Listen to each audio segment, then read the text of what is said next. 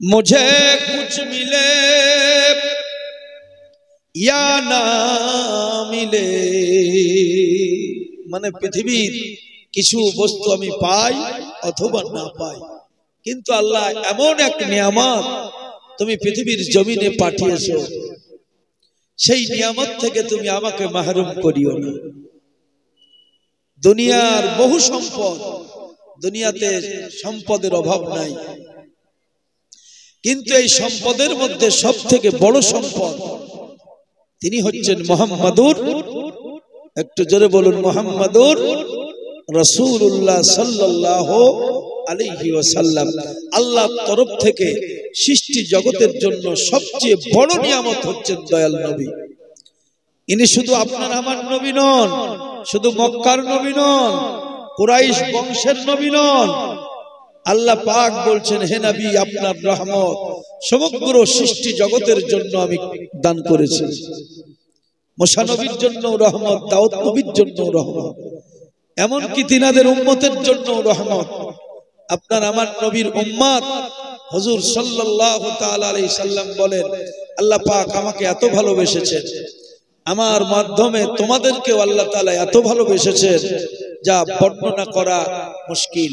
হুজুর বলছেন, কিয়ামতের মাঠে যেদিন বিচার হবে সেই দিন অন্যান্য নবীর উম্মতেরা নবীগণকে মিথ্যাবাদী সাব্যস্ত করবে। তারা বলবে, আল্লাহ তুমি যদি আমাদের কাছে একজন পয়গম্বর পাঠিয়ে দিতে তাহলে তারা আমাদেরকে হেদায়েতের কথা বলতো। মূলত আমাদের কাছে কোনো পয়গম্বরই যায়নি, নাউজুবিল্লাহ।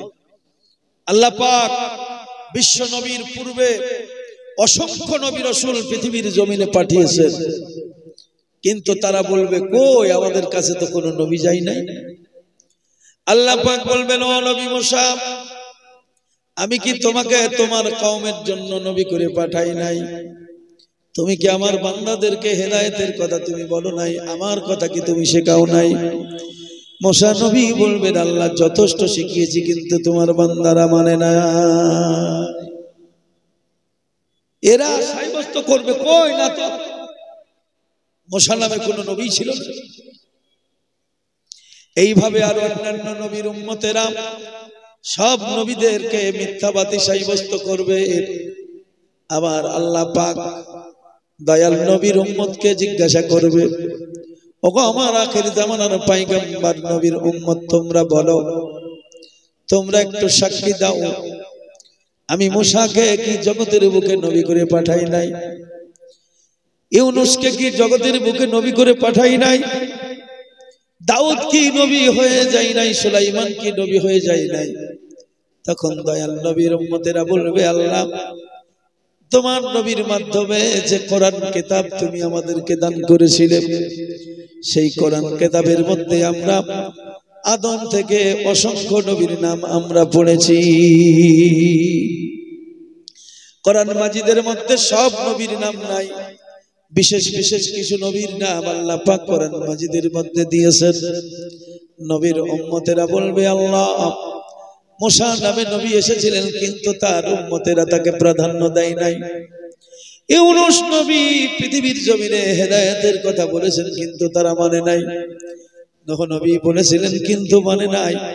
আল্লাহর নবী বলবেন, আমার উম্মতের এত মর্যাদা আল্লাহ দান করেছেন, এই উম্মতের সাক্ষীতে সমস্ত নবীর নবুয়ত কায়েম হয়ে যাবে।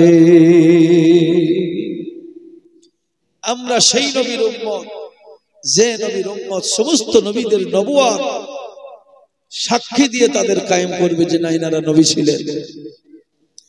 আমার বাবা জীবন ভাইয়েরা, আমার মা বোনেরা, আমার খুব গুরুত্বপূর্ণ আলোচনা করার চেষ্টা করব ইনশাআল্লাহ। মনের দরওয়াজা খুলে বক্তব্যগুলো শুনতে হবে, আর হৃদয়ে নোট করে সেই মোতাবেক জীবন ধারণ করতে হবে। জীবনটা আপনার আমার নয়, প্রত্যেকটা মানুষকে আল্লাহ পাক সুন্দর একটা দেহ দান করেছেন, মানব রূপ পেয়েছেন। এই রূপ কিন্তু আপনি আর বারবার পাবেন না, আর বারবার পৃথিবীর জমিনে আসার সুযোগ পাবেন না।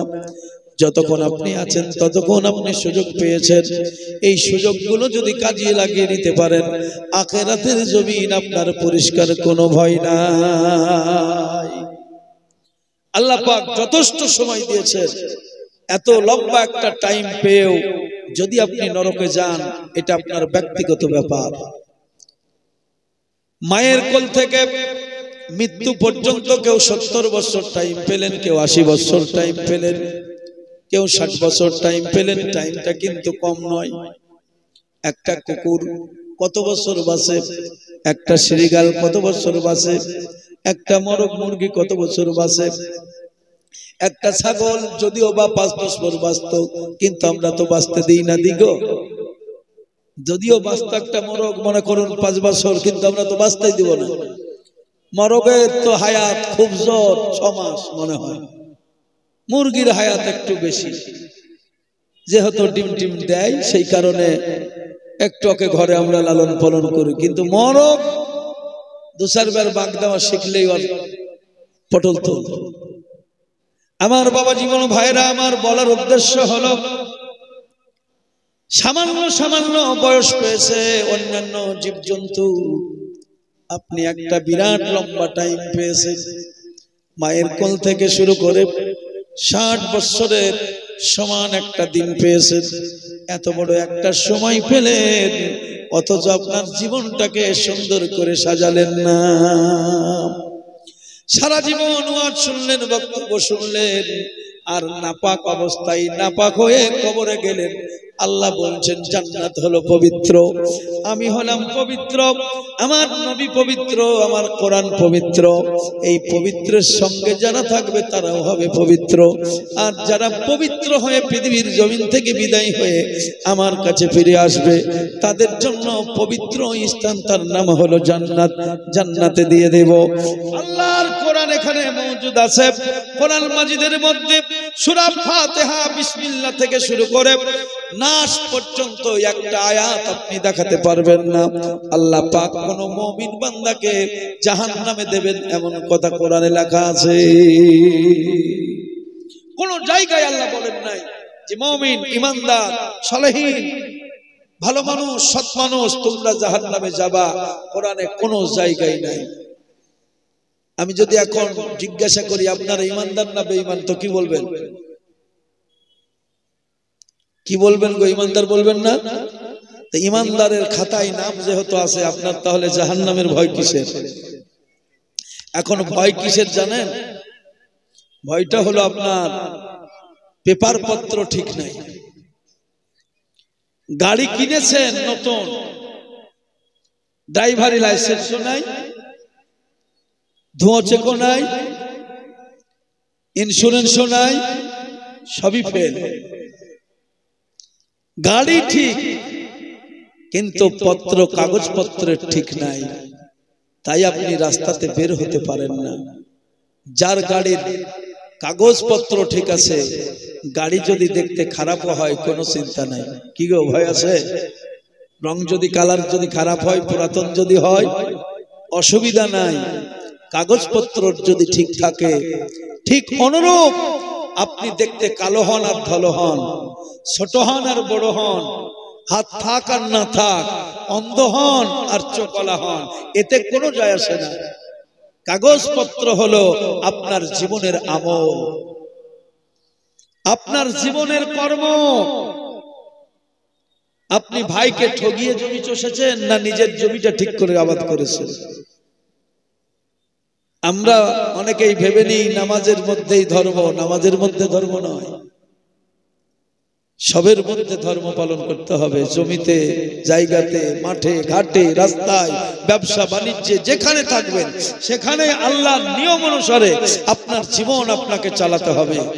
পরের জমি আল ঠেলে আপনাকে অঞ্চল লোক দেখছেন পাশে আছে, কিচ্ছু করতে পারবে না। আমার 10খানা লাঠি আছে, কি করবে ও বেচারা? উপায় নাই, ও কিছু বলতে পারে না। আল্লাহকে শুধু বলে আল্লাহ। এ জমি যে ছোট ছোট হতে হতে হয়ে গেল 10 কাঠা জমি, 1 কাঠাও না। আর আপনি দেখছেন কোনো ব্যাপার নাই।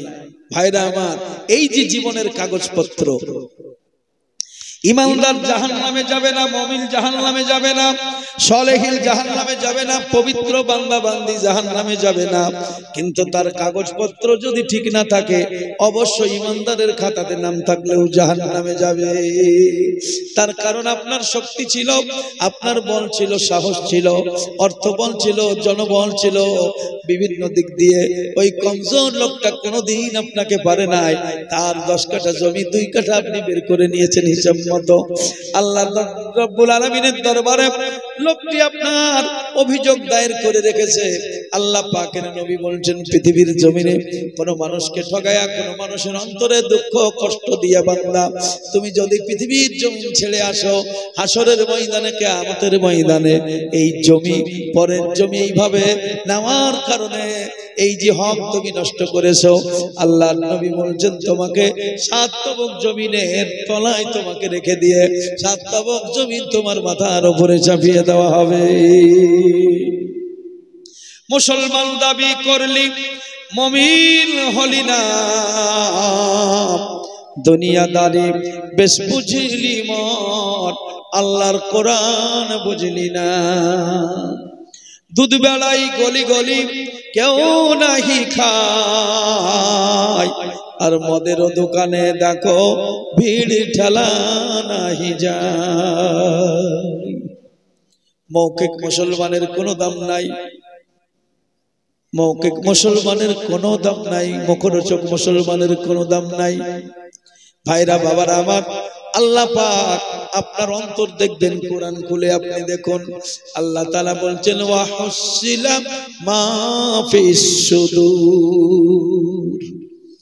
বান্দা সেই দিন তোমার দিলটাকে আমি দেখব, দিলটাকে খুলবো, তোমার অন্তরের মধ্যে কি তুমি সাজিয়ে নিয়ে এসেছো।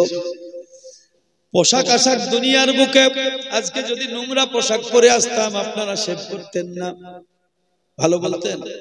আপনারা বলতেন হুজুর কোথা থেকে উঠিয়ে নিয়ে এসেছো, এ কেমন কেমন দেখে লাগে, দেখতে ভালো লাগে না, গলার সুরসার যা আছে, কিন্তু মৌলবি হলো নোংরা। সমাজের মধ্যে চলতে হলে সামাজিকতা বজায় রাখতে হবে, সমাজ আমাকে মূল্য দেবে, সমাজ আমাকে গ্রহণ করবে। আল্লাহ পাক জানিয়ে দেন বান্দারে, সমাজকে গ্রহণ করানোর জন্য যদি তোমাকে সুন্দর পোশাক ব্যবহার করতে হয়, তোমাকে যদি সাজগোজ করতে হয়, তাহলে আমার কাছে আসলেও ঠিক অনুরূপ পরিষ্কার হয়ে আসতে হবে। পবিত্র বান্দার আমি মর্যাদা দেব, নাপাক বান্দার মর্যাদা দেব না। আল্লাহ পাক বলেই দিয়েছেন ইয়া আইয়ুহাল্লাযীনা আমানু হাক্কা তুকাতিহি ওয়া লা তামুতুন্না ইল্লা ওয়া আনতুম মুসলিমুন। মরতে যদি হয় মরার মতো তুমি মরো, পাক্কা সচ্চা ইমানদার হয়ে, মুসলমান হয়ে, পবিত্র হয়ে তুমি মরো, তোমার জন্য অপরন্ত পুরস্কার রয়েছে। ফালাহুম আজরুন গায়রু মামনুন। আল্লাহ পাক বলছেন বান্দারে, মরার মতো যদি তুমি মরো, মুসলমান হয়ে যদি মরো, পবিত্র হয়ে যদি মরো, মানুষ রূপে দুনিয়ার বুকে পাঠিয়েছি, মানুষের রূপ নিয়ে যদি তুমি আবার ফিরে এসো, তাহলে আমার কাছে তোমার জন্য পুরস্কারের অভাব নাই। অফুরন্ত পুরস্কার আমি আল্লাহ পাক তোমার জন্য মওজুদ করে রেখেছি। জাহান্নামের আগুন আমাদের কি করবে? জাহান্নাম দেখে কিসের ভয়? জাহান্নাম দেখে ভয় করার মানে হলো আমি যদি অসৎ হই তাহলে জাহান্নামে যেতে হবে, সেই কারণে আমাকে সব সময় সৎ কাজ করতে হবে, ভালো কাজ করতে হবে। এটাই হচ্ছে জাহান্নাম দেখে ভয়। বাবা জীবন ভাইরা আমার, তা নচেত জাহান্নামের আগুন দেখে কোনো ভয় নাই। তার কারণ সৎ মানুষকে জাহান্নামের মধ্যে যদি ফেলেও দেওয়া হয়, জাহান্নাম কিছু করতে পারবে না। আল্লাহ রাব্বুল আলামিন হযরত ইব্রাহিম পয়গম্বরের কথা কোরআন মাজিদের মধ্যে দিয়ে আমাদেরকে বুঝাইয়া দিয়েছেন। হযরত ইব্রাহিম পয়গম্বরকে নমরুদ যখন জ্বলন্ত অগ্নিকুণ্ডের মধ্যে ফেলে দিল, আল্লাহ পাক জানিয়ে দিলেন কুলনা ইয়া নারু কুনি বারদাও ওয়া সালামান আলা ইব্রাহিম। আমার বন্ধু, আমার দোস্ত, আমার খলিল আগুনের তোর মধ্যে চলে গিয়েছে। নমরুদ ব্যতিক্রম ফেলে দিয়েছে। আগুন রে আমার বন্ধুর জন্য শান্তিদায়ক ঠান্ডা হয়ে যায়। আমরা তাহলে কোরআন নামক কিতাব পেলাম। এই কোরআন নামক কিতাবে আল্লাহ পাক ইব্রাহিম নবীর জীবন কাহিনী দিয়ে আমাদেরকে বুঝাইয়া দিলেন দুনিয়ার আগুন আমার বন্ধু ইব্রাহিমের কিচ্ছু করতে পারে নাই। ঠিক অনুরূপ ভাবে মুমিন বান্দাকে যদি আগুনের মধ্যে ফেলেও দেওয়া হয়, আগুন কিছুই করতে পারবে না। আপনি সৎ হয়ে যান, জান্নাতে যদি যেতে চান আমার মা বোনেরা, বাপজি ভাইরা, জবানকে পবিত্র করুন, দিলকে পবিত্র করুন, চলাকে পবিত্র করুন, বলাকে পবিত্র করুন, খাদ্য খাবার পবিত্র করুন। হারাম খাদ্য দিয়া, হারাম রুজি দিয়ে পেট ভরিয়েন না। আল্লাহ পাক আপনাকে খেতে বারণ করেন নাই। আল্লাহ তাআলা কোরআন মাজিদের মধ্যে বলেছেন তোমরা খাও, তবে কোনগুলো খাবে?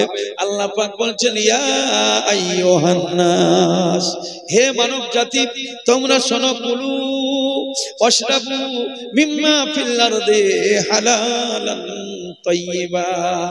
আল্লাহ পাক বলছেন বান্দারে খেতে বাধা নাই, তবে যেগুলো ভালো খাবার, মন্দ নয়, যেগুলো হালাল পবিত্র, সেইগুলো তোমরা পানি পান করবে, সেগুলো তোমরা খাবে। তালের রস খাওয়া ভালো, আঙ্গুরের রস খাওয়া ভালো, কিন্তু আঙ্গুর পচিয়ে তাড়ি করে খাওয়া ভালো নয়। কি গো, আমাদের ওই এলাকায় কিছু নিম্ন শ্রেণীর জাতি আছে, তারা আগে তালের রস লাগাতো, ছোটবেলায় আমরা দেখতাম খুব লাগাতো।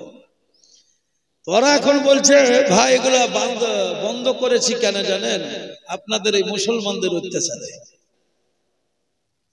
বলে আমরা একটু তাড়ি তুড়ি খাই, তাড়ি বলছেন তো, মানে ওই রসকে মাতিয়ে বলে ওকে তাড়ি বলে নাকি?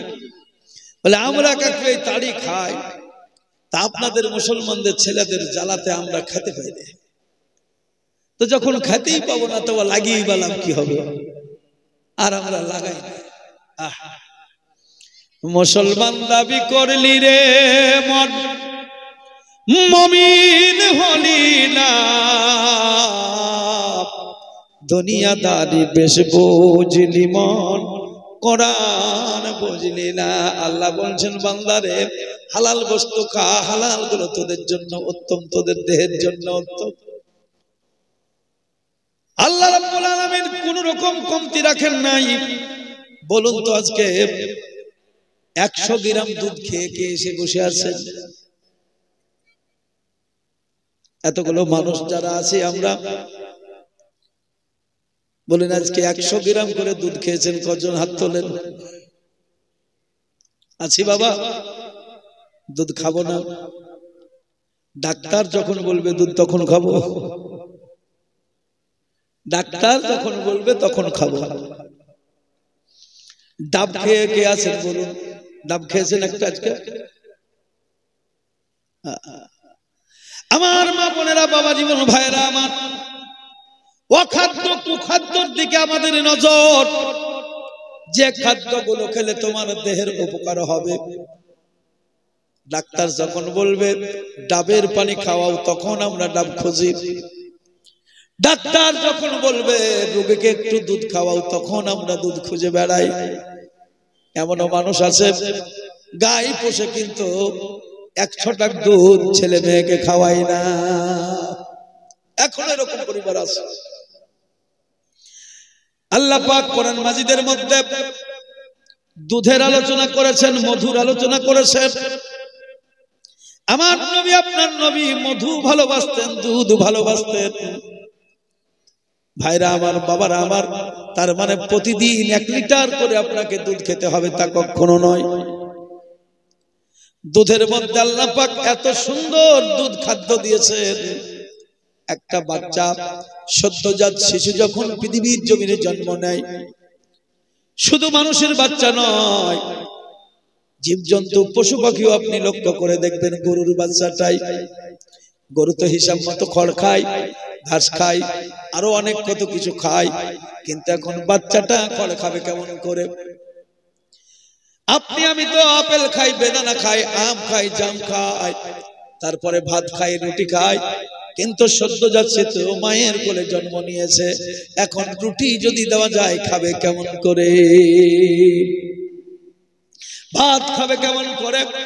আল্লাহ রাব্বুল আলামিন মায়ের স্তনে মায়ের ছাতিতে সন্তানের জন্য এত সুন্দর প্রোটিন যুক্ত খাদ্যের ব্যবস্থা করেছেন যে খাদ্যটা খেলে পেশাবও হবে, পায়খানাও হবে।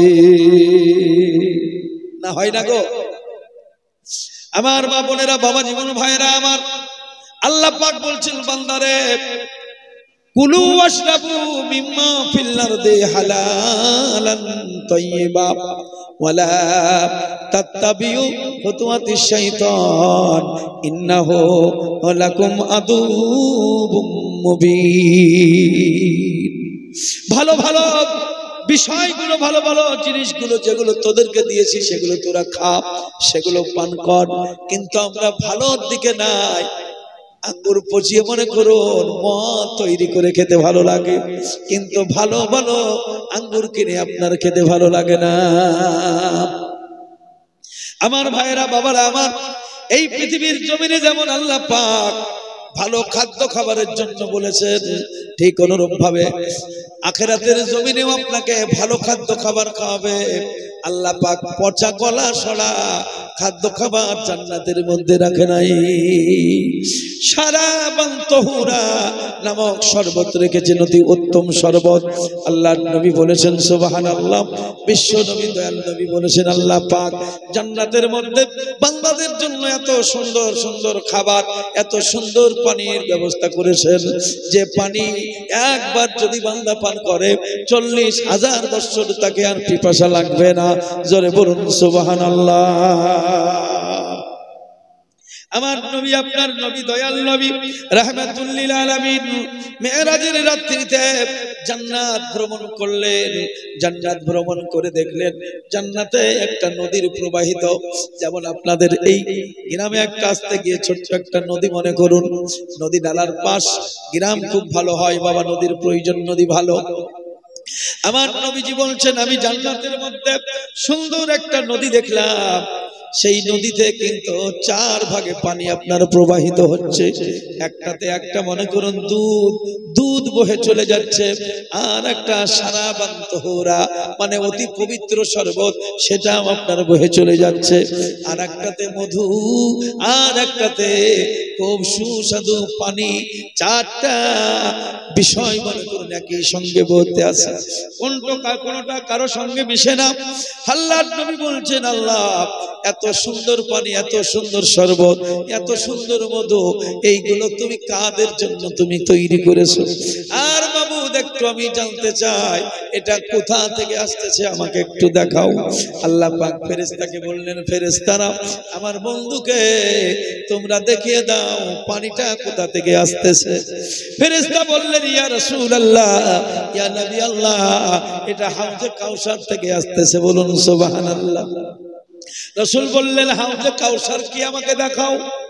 হাউজে কাউসার নবীকে দেখানোর জন্য ফেরেশতা বললেন ওগো নবী আপনি একটু চোখটাকে বন্ধ করুন। আল্লাহর নবী চোখ বন্ধ করলেন, সঙ্গে কিছুক্ষণ পরেই বলছেন চোখ খোলেন। আল্লাহর রাসূল যেখানে ছিলেন দেখছেন সে জায়গা থেকে অন্য একটা জায়গায় পৌঁছে গেছেন, আর চোখ খোলা মাত্র দেখতেছেন সম্মুখে বিরাট একটা হাউস, বিরাট একটা ট্যাঙ্কি, যাতে পানি রাখা হয় আমাদের এলাকায় যেমন ট্যাঙ্কি হাউস। আল্লাহর নবী বলছেন বিরাট উঁচু আকারের হাউস। হুজুর দেখলেন, ফেরেশতা বললেন হুজুর দূর থেকে তো দেখছেন, কাছে গেলেন না, কাছে যান তবেই তো মামাজেরা বুঝতে পারবেন। আমার নবী, আপনার নবী হাউজের কাউসারের কাছে গেলেন, দেখছেন দরওয়াজাতে তালা লাগানো আছে, দরওয়াজা লাগানো, দরওয়াজা লাগা তালা লাগানো। হুজুর বললেন এই তালার চাবি কোথায়? ফেরেশতা বললেন হুজুর এই তালার চাবির নাম পড়ুন সকলে, বিসমিল্লাহির রহমানির রহিম। আমল শিখুন, আমল মানে কাজ, নিজের জীবনে এটাকে প্রয়োগ করুন। মহা ঔষধ ভালো কাজে, যে কোনো ভালো কাজে বিসমিল্লাহ পাঠ অবশ্যই করবেন। পুরো কোরআন শরীফের হাফেজ আপনাকে হতে হবে না, কিছু কিছু সূরা আপনাকে মুখস্থ করা লাগবে। প্রয়োজনীয় কিছু সূরা সেগুলো মুখস্থ থাকা লাগবে। ছোট্ট ছোট্ট আমল এগুলো করা লাগবে। সুবহানাল্লাহ, আলহামদুলিল্লাহ, আউযুবিল্লাহ, বিসমিল্লাহ, মাটি দেওয়ার দোয়া, ঘর থেকে বের হওয়ার দোয়া, এগুলো একটু আমল করবেন বাবাজি, অনেক ফায়দা, অনেক ফায়দা। আল্লাহ রাসূল বলছেন তাকদীর কোন সময় রদবদল হয় না, কিন্তু দোয়া এমন একটা মহা ঔষধ, দোয়া এত ক্ষমতা রাখে। আমি দেখেছি আসাম ত্রিপুরা ওই এলাকায় আল্লাহ পাক যখন নিয়ে যান, বাস্তবে সম্মান ওই এলাকাতে আছে, আলেম ওলামার প্রচুর সম্মান। তো ওনারা জানেন যে মুসাফিরের দোয়া কবুল হয়। আল্লাহ রাসূল বলেছেন মুসাফিরের দোয়া বাপ মায়ের দোয়া। আর ওয়াজ তো আমি কেবলের শুরুই করিনি, মানে আসল বক্তব্য কিন্তু আমার আছে বাবা। আমি এখনো হিসাব মতো আল্লাহর প্রশংসা, নবীর নামে দরুদ পড়ুন কথা কিছুই বলিনি। আমার আসল জায়গা এখনো আছে।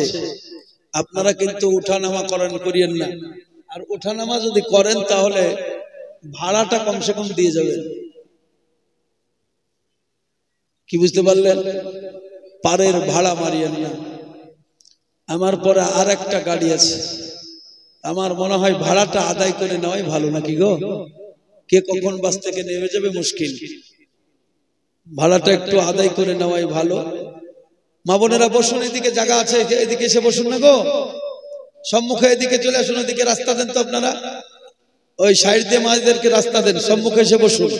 কেবলে শুরু করেছি, বস্তা খুলিনি, বাজারে শুধুমাত্র মাল নিয়ে এসেছি, বস্তা কেবলে বুঝলেন একটা খুলেছি দেখানোর জন্য, এখনো পুরা বস্তা খুলিনি, বস্তা খুলবো, আপনাদের ধৈর্য দেখবো। আজ আমিনার ঘরে হর পরের মেলা রে,